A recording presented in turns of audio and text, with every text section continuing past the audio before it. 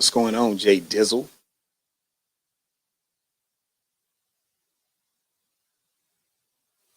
Testing one, two.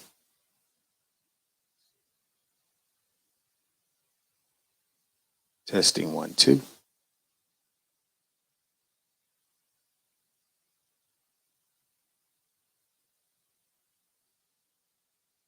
Glad to see y'all out here today,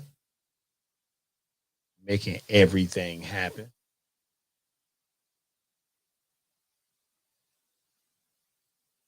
Good evening, Nikki Carter. Glad to see you too.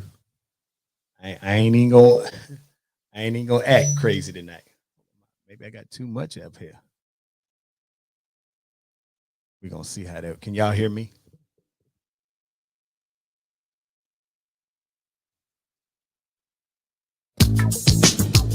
It's about that time, baby, baby. Oh, yeah. Here we go, here we go. Good looking out, Jay. The Sinclair Show is on. It is on. Run it with your friends, come on. Come on, come on. It's a moment of the show tonight. Mailbag is tight. Sinclair is on the mic. Once again, it's on. You're still trouble in your home. Got your ticket, don't know right from wrong. Send your letters to the show so we can talk you through. Get the answers to your questions because we speak that truth. Sometimes you doubt yourself, lost your health. Faith is on the fence, but you believe that Jesus knows your wealth. Keep it moving, spirit flowing because we're here to provide someone to lean on when you're falling. Wednesday, 8 and 9, and it's on.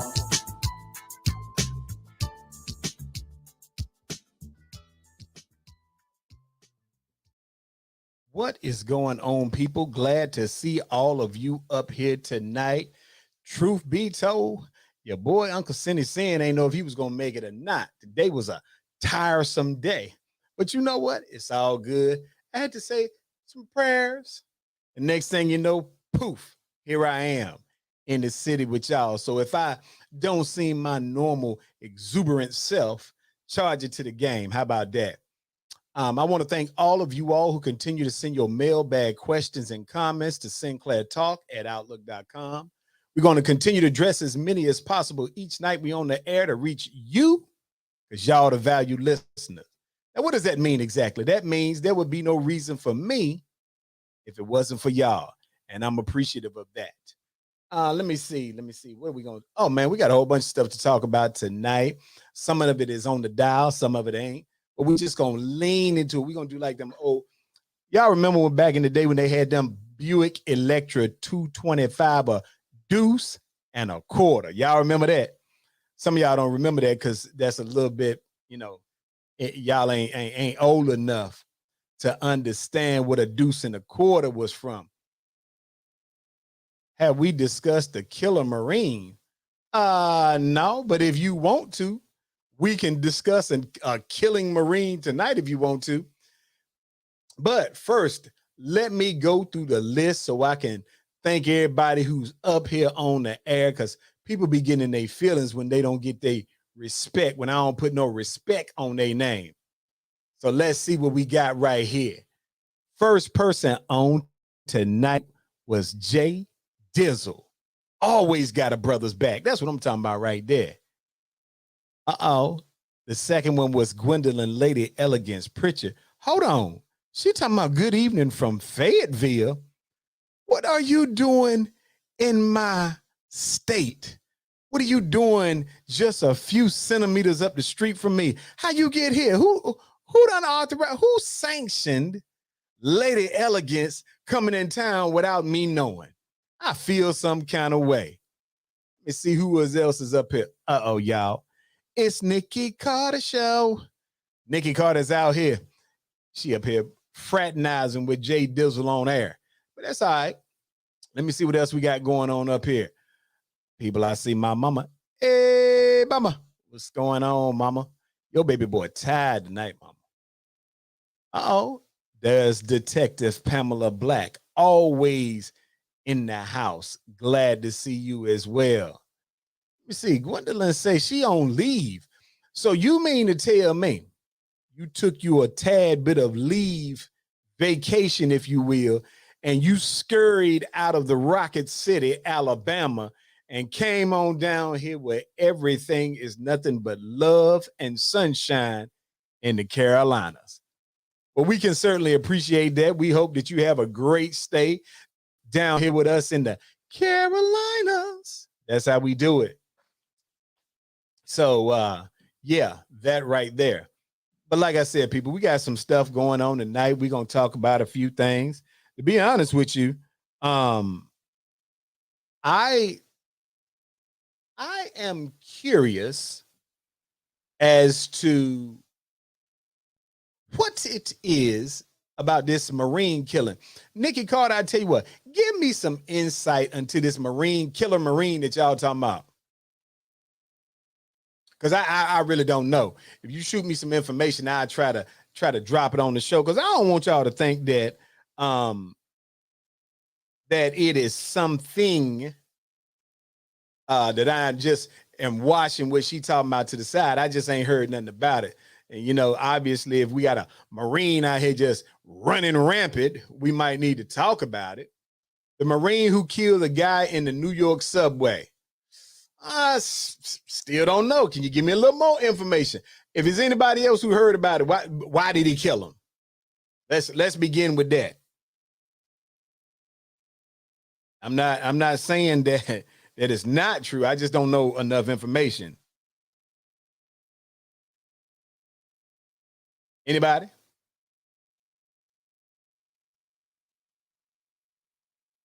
I'm actually typing something. Y'all see, I be multitasking. Everybody don't multitask. All right. While she gets us some information on this fake Marine killer that ain't nobody else validated but her, she probably making up her own news. Anyway, look up Jordan Neely. All right, somebody look up Jordan Neely. We'll talk about him in a minute. But let me say this, people. There's a lot of things going on in the news. And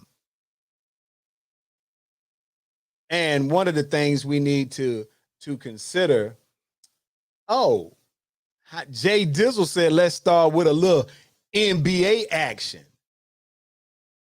All right, I tell you what, we gonna roll with Jay Dizzle talking about, even though it wasn't on the schedule.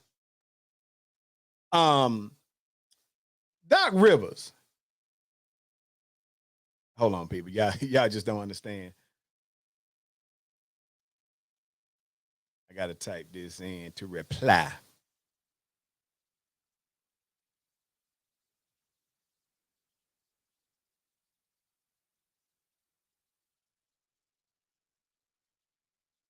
All right. No more interruption. Check this out. So, I'm noticing a trend in the NBA. The trend is you can be a successful, and I'm not even defending Doc. I am saying that one of the issues for me personally, and again, this is not a defense in Doc, because I told people Doc was about to get the hatchet even before that last game. Doc Rivers has a reputation of being a good coach in the regular season and an absolute failure in the postseason, except for he won a championship one time with Boston. But let me tell y'all why Doc Rivers got terminated. It wasn't because he couldn't get him over the hump, because really ain't but one team gonna wind up with the trophy. Doc Rivers got terminated because of his decision making with things off the court. James Harden went to Doc and said, Doc, can I go to Las Vegas? It's the playoffs now. This is what you get paid to do, to play ball at a high level. He asked him, can I go to Vegas? Kiki Matthews, what's going on? She said, aloha, hello, y'all. Now, Doc Rivers told this dude yes, and that's why he should have been fired. See, you get paid to coach, to make tough decisions.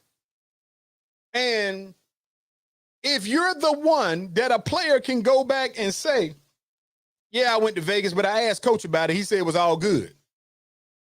Annie Moore, what's going on? You know we glad to see you. Doc Rivers had similar mistakes that he made in every stop that he has made him. It's one thing to want to be a player's coach, but them same players are not going to stand by you when the hatchet begins to swing.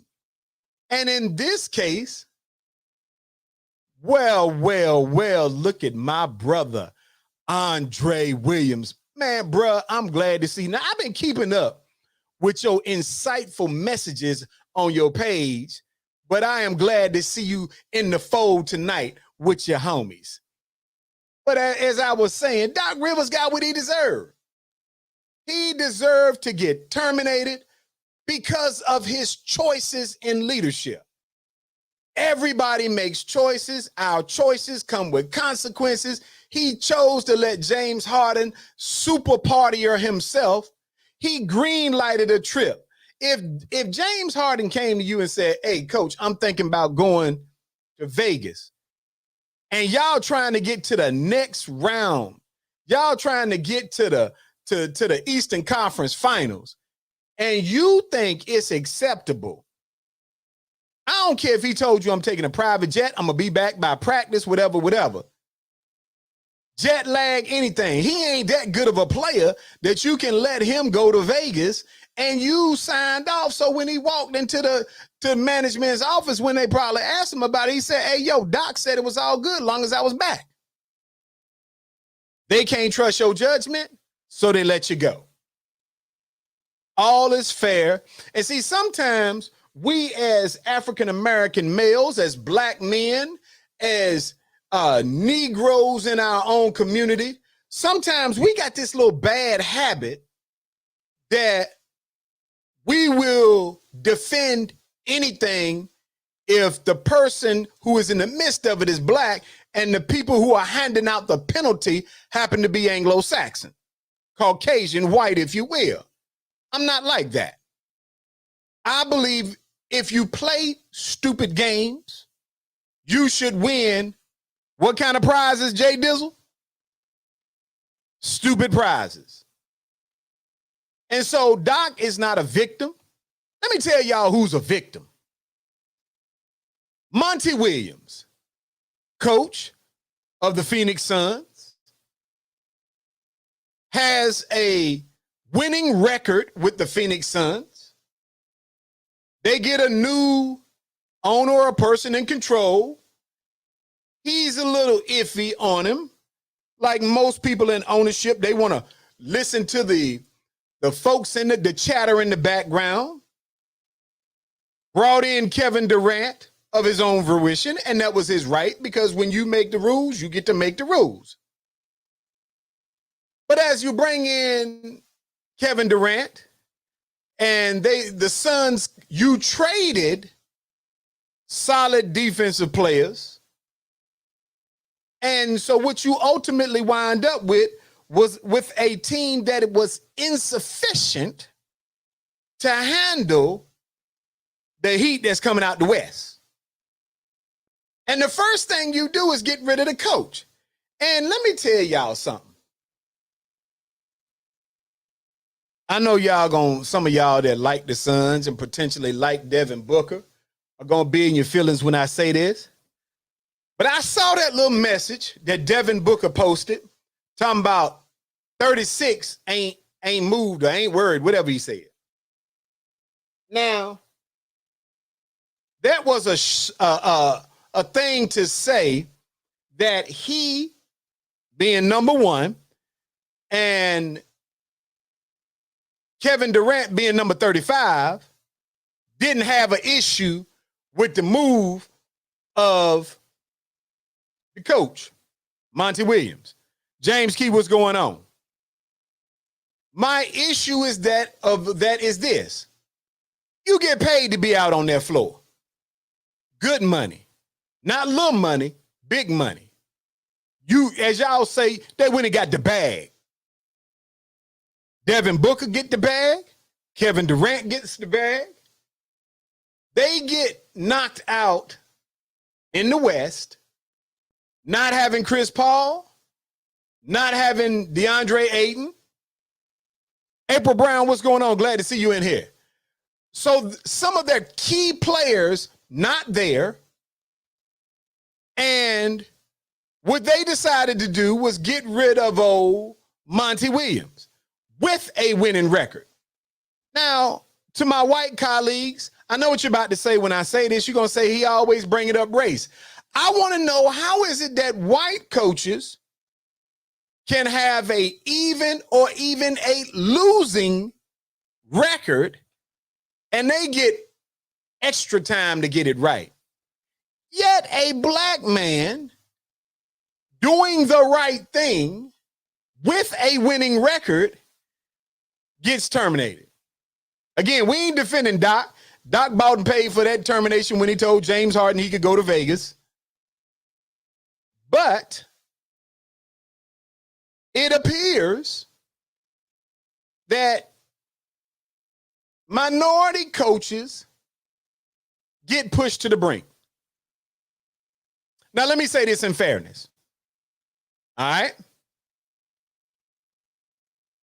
It could be that once they had terminated Monty Williams, that Philadelphia decided, let's get rid of Doc and try to get Monty up in here. I don't know. There could have been a game plan. I'm just saying to you all, let me see what the public is talking about. All right. Nikki Carter said he wanted to be like Rodman. She's talking about James Harden. Yeah, I know something when I'm yawning on air. Sorry about that, people. She said like Ja Morant. Oh, we're going to talk about Ja Morant in a second. Some of y'all don't know these players. But you know what, Nikki Carter? I'm impressed that you actually know these people.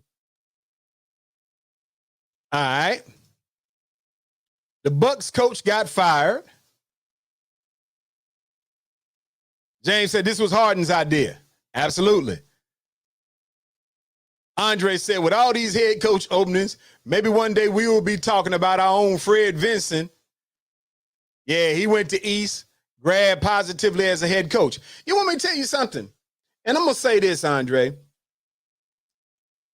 I think Fred, while deserving of an opportunity, I think he has made his name in the NBA as an excellent trainer of men, an excellent shooting coach. What he has done with every player that has gone down to New Orleans has been remarkable. He took them same guys that the Lakers shipped out, who were average at best, took them under their wings. All of them became excellent. So Fred Vinson is certainly one that we ought to be looking at. We know him personally because we went to school with him, but his body of work in the NBA goes unnoticed because he's not the head coach. But I promise you, New Orleans team would not be where it is without Fred Vinson. All right?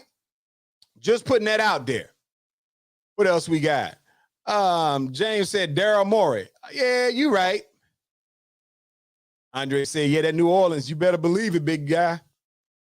Johnny said Mark Jackson too. All right, now Mark Jackson's situation was a little different. Mark Jackson took the Golden State Warriors. He began that process with the Steph Currys or whatever, right? But the rumor about Mark Jackson was he was difficult for management to get along with. Corey Parks, what's going on, my brother? Glad to see you out here tonight. He was alleged to have had a less than favorable relationship with management, and even greater, which I believe has had more to do with it, is that Mark Jackson was strong on his faith. And so a lot of times, if you talk about your relationship with Christ, some people become uncomfortable with it. And so I think Mark Jackson caught a raw deal, but I also believe that we know what levels we can go to when we are dealing with management and ownership of any company. And he may have pushed the envelope a little bit too much. What did James say? James said Jackson or Cassell will probably get the Sixer job. What Jackson? What Jackson you talking about? Freddie Jackson? Tito Jackson? Because I know you ain't talking about Mark Jackson. You must be talking about another Jackson. Go on, let us know what Jackson you talking about. But anyway, I digress from that. Oh, James said he talking about Mark. I don't think him and Corey talking about Mark. I don't think Mark Jackson is getting another coaching job. I think he has been passed over so many times. I believe that Mark Jackson probably goes into these interviews and whatever he is saying, he's like a person that has a great resume, but goes into the interview and just can't say what he needs to say to get over the hump. James said it's who Maury likes. Yeah, maybe. We'll see. Andre said, wait, maybe we talking about Jesse Jackson. Yeah, that right there. But anyway, people, look. I was almost finished, but we're gonna put a little respect on Nicky Carter's name tonight. Let's talk about Ja Morant. For those of you who are NBA inclined, Ja Morant, we was talking about him a few months ago. He got caught on a video. He was at a adult entertainment establishment, and he happened to have brandished. No, he was at either there or at the club. He was somewhere and brandished a weapon, to which he got suspended for about 8 games, said he was going to some rehab, said his little mea culpas, if you will, and then decided that what he was going to do was get himself on track. And some of you all believed him. All right. Chris, what's going on, my brother? He said he needs to get the NRA behind him. You're real funny. Now, the problem with this, Taya Matthews, glad to see you. Nicky Carter said, you okay? You giving me, I told you I don't feel well. That's probably why the compliments are flowing. Don't worry about it. Take advantage of it while it's there. Cassandra Key, what's going on, Legal Beagle? Glad to see you. And so here's the issue. Ja Morant, when the summer starts, kicks into a new contract worth over $200 million. He's got a endorsement deal with several companies. And here's the gray area. Andre said, young money hanging around the wrong people. Absolutely. Let me say what I believe is the conflict here. You got some people saying, well, they shouldn't be suspending him because he's not doing anything illegal. Really? Let me tell you something. When you get paid $200 million to be a part of a brand, the NBA brand, and you know in advance of signing the contract that they have these moral clauses, and the NBA has a right, the teams have a right to determine how they want their employees to act on the job and how they want you to act if you represent them when in the public view, because you're the face of the organization. Now, to those of you who say, when he's off the clock, he should be able to do what he want to do. Not when you make $200 million. Just not happening. Let me tell you something. I work for an academic institution. I am in a leadership role. So as a leader, when I leave the facility and I'm off the clock, I still know that there are things that I am unable to do in public preview Because if I do, it may impact my ability to do my job effectively when I go back to work. All right. Corey said, I don't agree about his gun pick, but what law did he break? It's not about breaking the law. I'm breaking that down to you right now. Follow with me. Nikki Carter said, whatever, suspend him for stupidity. I concur. Sonia said, that's for any employer. People don't realize that. You better recognize. Andre said, flip side, do you consider players slaves to the game? Nope, because I have never seen a slave that earned 200 million. I've never seen a slave that made $1 million. I believe when we choose the profession that we understand there are things that come with that profession. And our inability to go by the company rules. Now, make no mistake about it. There are morals clauses that have cost players in every professional realm millions of dollars. So what we're not talking about, well, not, let me say this. What I'm not talking about is, I'm not talking about if Ja Morant himself broke any legal laws. I'm not calling him a criminal.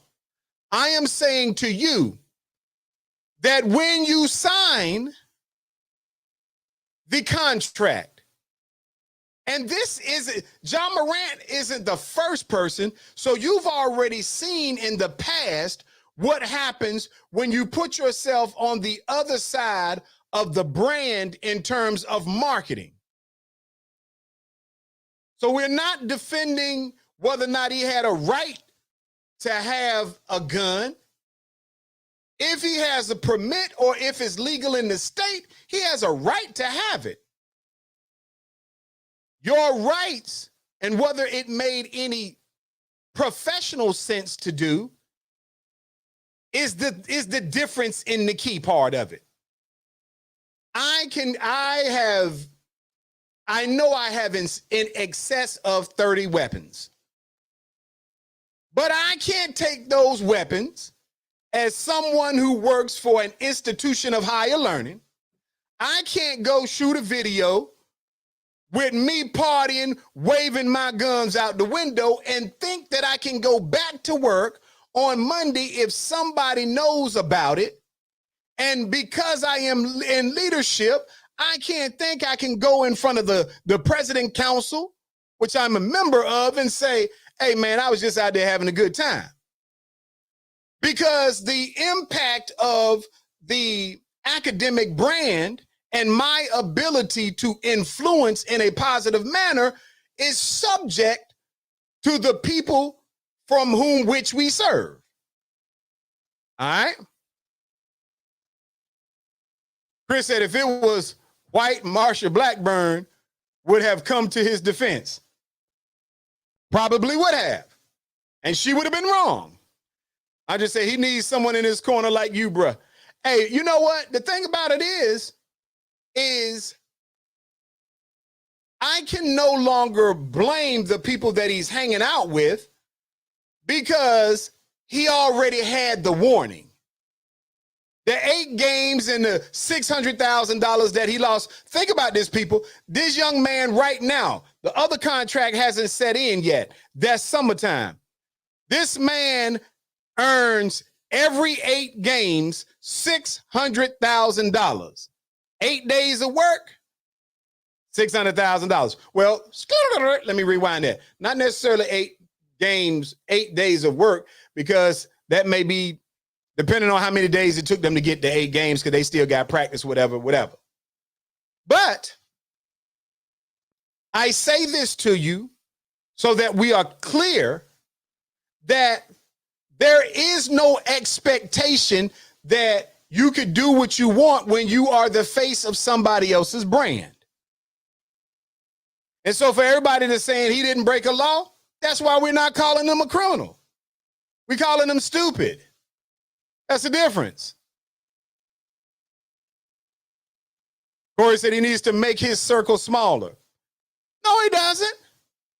I don't care if he makes his circle bigger. Nikki Carter said maybe 8 games and the money wasn't wanting enough. You're right. But let me address what Corey said. Corey said he needs to make his circle smaller. I disagree. Because the circle is not the influencer. Your circle is all the dudes that don't earn anything. You are the one making $600,000 every 8 games that you play. So your circle can be as broad as you want. It's what you need to do in your own mindset. See, we like to assume that the folks that you hang out with are the problem when you do the same thing that the folks you hang out with do. Birds of a feather certainly flock together, but no other bird can make you fly. Son said he broke the code of ethics for the NBA. Absolutely. Chris said he did it to himself. You better believe it. Danny said he's choosing to do that. Absolutely. And that's the point that I'm making, people.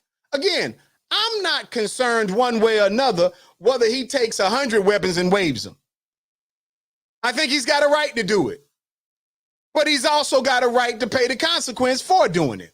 See, that's our problem. We assess in our lives that we can do whatever and there's no consequence. There's always a consequence. Sometimes it's good, sometimes it's bad. Ja Morant did not learn a lesson when he lost $600,000. So he gonna lose more than that this time. Johnny said nobody put that gun in his hand. He was proud waving it. You better believe he was. James said if you can't change people, people change people. And when I sit back and I review and I see the way that this played out, to me, there is no doubt whatsoever that it is going to take Ja Morant either losing his ability to play. And let me bring this back. I want to say this as a matter of principle. Y'all defending Ja Morant.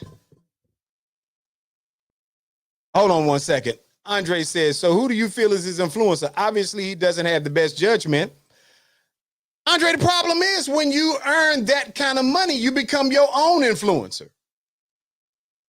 You begin to think that you can do whatever you want. It's like this. Ja Morant has done like many people. He's gotten away with it so many times. He's been able to do it. He's in Memphis. And when you get away with something over and over again, you begin to think it's acceptable behavior. This dude knew Adam Silver was not playing with him.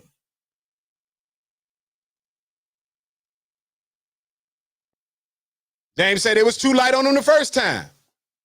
Chris said it looks like he needs a handler. If you are making that kind of money and you need somebody to tell you that you stand to lose that kind of money, there's a problem. Andre said above the law because of money. Yes, we've seen it before. And again, let me make this clear, Andre. I'm not implying or insinuating that he did anything that violated the law because I don't believe he did. But I do think this. I believe they should make an example out of him. And here's what we better know. Because Andre said no matter how good you are, you will get gone. You better believe it. But let me tell y'all this. Ja Morant has forgotten the greatest rule of all. And that rule is, I don't care how good you are on that court, when they paying you that kind of money, you still black. And when you are bringing a negative image to the team, they will ship your brown skin up out of there. Now, somebody gonna pick you up. Because somebody going to take a chance until the NBA says you can't take no more chances. But if Ja Morant keeps playing What they're going to do is they're going to make the assessment. We could get a lot more for him if we trade him now. Nicky Carter said, hopefully they'll make an example out of him. I believe they are. James said, there's a difference in being rich and being wealthy. Right. Because that $200,000 is the promise of. Andre said, you still just the N-word. You just a rich N-word. We know the drill. That right there. Look, people, we're going to move on. Let's move along. We could be talking about him forever and a day. I tell y'all who we going to talk about. We going to talk about Clarence Thomas. People, I am thoroughly intrigued by the Clarence Thomas scandal. For those of you who have been living under a rock, Clarence Thomas has been under the hot seat, under the spotlight, if you will, for a few weeks. Now, many of you know Clarence Thomas from the Anita Hill. Y'all know him from his name being drug around because Jenny Thomas is a part of and was active in the January 6th process. But it appears that Clarence Thomas, Kristen called him Uncle Tom. I think that's disrespectful to Uncle Tom. But anyway, I believe Clarence Thomas has been accused of taking money from big donors, not reporting it. And it is remarkable the types of things that he's been getting away with. Cassandra said, just my opinion, Clarence Thomas is about to be made an example of too, as he should be. Because Clarence Thomas, Chris said Clarence probably has a hood in his closet. Well, probably. But I tell you what, people, Clarence Thomas is accused of taking big trips, letting a big donor buy property from him. He is accused of allowing a big donor to pay for a college education for his grandson, I believe. Whatever it is, here's the catch, people.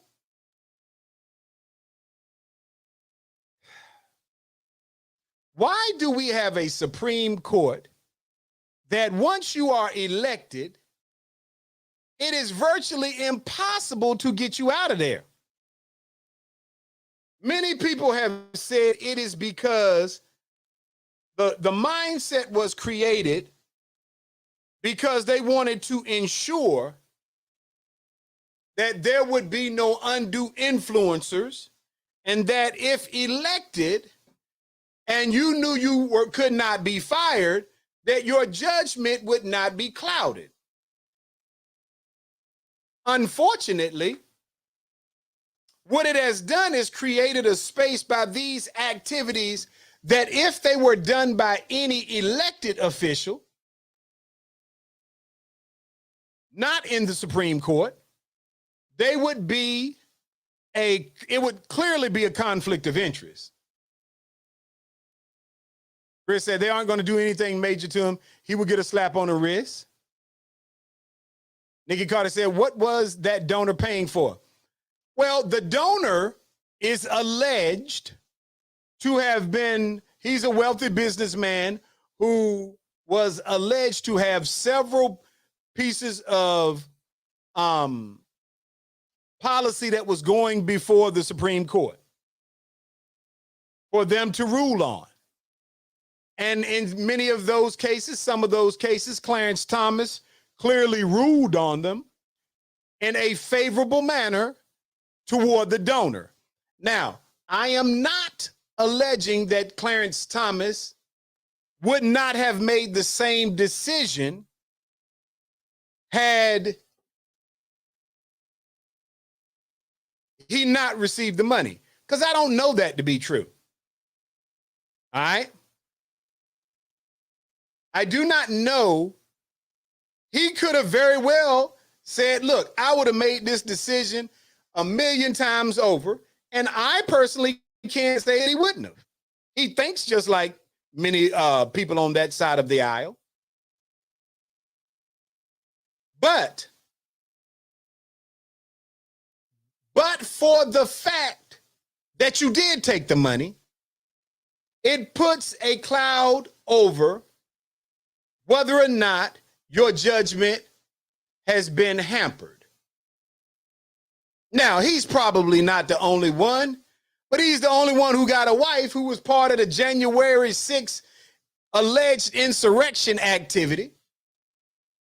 He's the only one who allowed himself to be drawn in. And once they start looking, now I'm pretty sure that they are more than likely looking at other justices right now as well.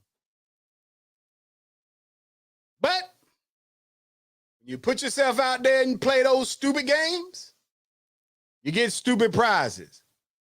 Man, look at my homegirl, my armor bearer, Essie Shepherd.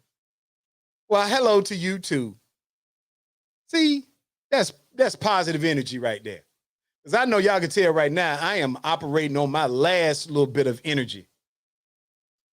So, yeah. But I say this about Clarence Thomas, and I want you guys to reconcile within yourselves that Clarence Thomas, even if he wasn't viewed in the minority community in a negative manner, I think we owe it to ourselves to be better than what somebody expects of us. Even though he doesn't operate on the same political prism that I do,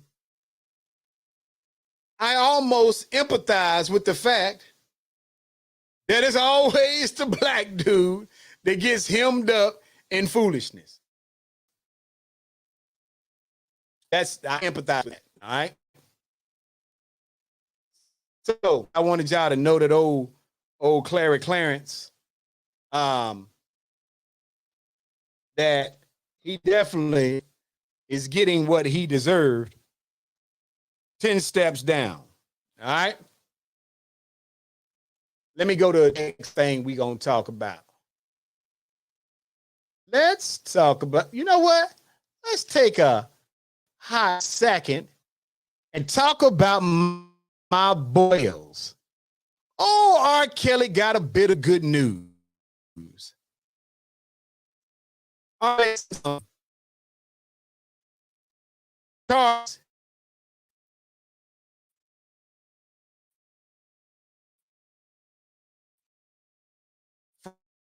from that he would not face this. I believe the charge was prostitution. Now they saying, oh, we still believe that Mr. Kelly did it, but since he already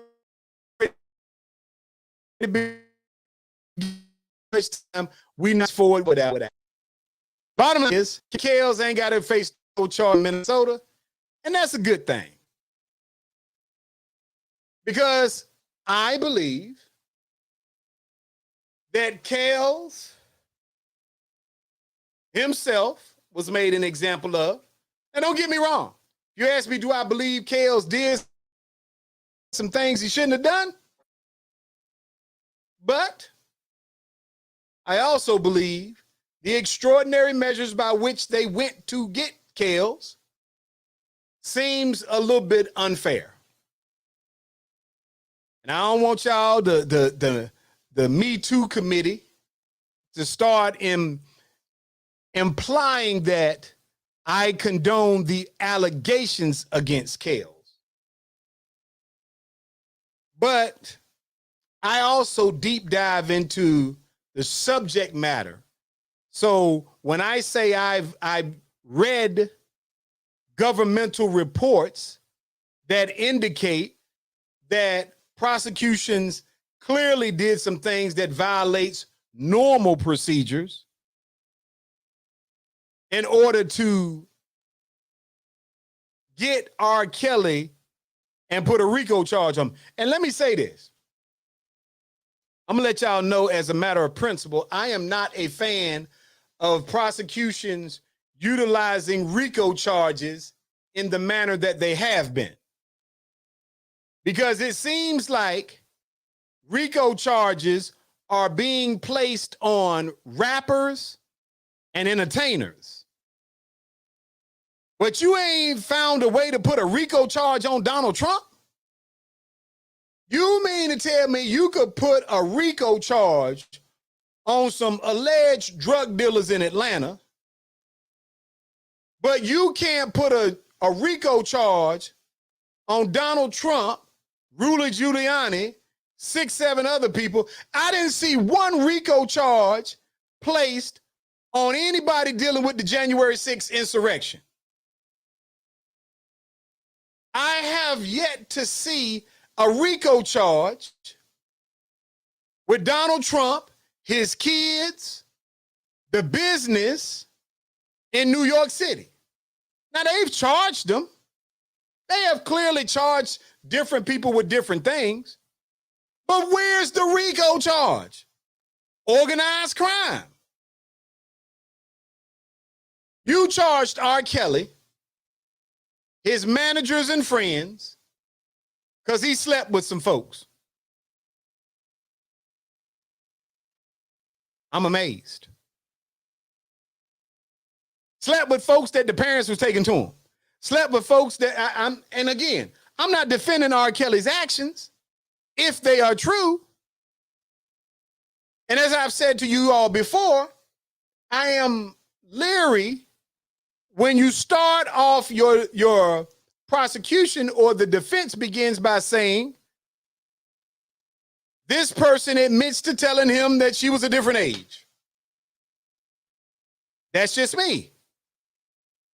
But if you slanging RICO charges around from one place to the next, I just got to understand, how is it that you can't get organized criminals who tried to take away our right to a respectable vote and outcome, who take confidential documents, who is alleged to have been selling documents for favors? You can't get no RICO charges on them? I'm just saying. That's all. I'm just putting it out there as part of the low-hanging fruit, if you will. Just want y'all to consider it. That's just from me to y'all. All right? Consider that. And finally, people, and I'm saying finally because hopefully y'all gonna let me get off here a few seconds early tonight. Finally, people, a story about a dude named Trevor Jacob facing 20 years in jail after he intentionally crashed his plane for YouTube views and was caught lying about the ordeal. What is it with you all and social media? This fool crashed a whole airplane, lied about it, and did it to get more likes and clicks.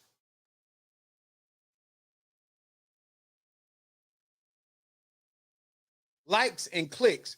You took a plane up in the air, jumped out of it with your parachute, and let it crash so you could get more likes and clicks. That's what you did. He ought to get every bit of that 20 years. Every bit of it. And it's amazing to me how ignorant we have become, hoping that other people like us enough to push some numbers up. Now, I don't know about you all, but I'm at a space in life where my tolerance for foolery and ignorance is at an all-time low. I've had just about enough foolery as I can take. So somebody crashing an airplane for clicks and likes It's not only ridiculous, it is dangerous. It could have went so remarkably wrong. And yet y'all was clicking on it. It's not just the fact that he did it. It's also that you all clicked on it. Y'all liked it. Y'all followed. Y'all pushed the numbers up. Why, people? Why? That's my question. Is when are we going to move away from us being the problem that drives folks? Some folks ain't got nothing to do. They love to reach out and create spectacles. This dude created a major spectacle by jumping out of that plane and allowing it to crash. And for that, you all rewarded him with all of this negativity. All of this, yes, we like it. We're going to click here. Now y'all turning against him because you know the truth. Don't turn against him now. If you was with him before, be with him now. You know why? Because you encouraged it. Look, people, I'm going to call it a night. 10 minutes early. Charge it to the game. I'll give y'all 10 minutes next week. But I'm tired. Gotta go. Oh, yeah. Here we go. The Sinclair Show is on.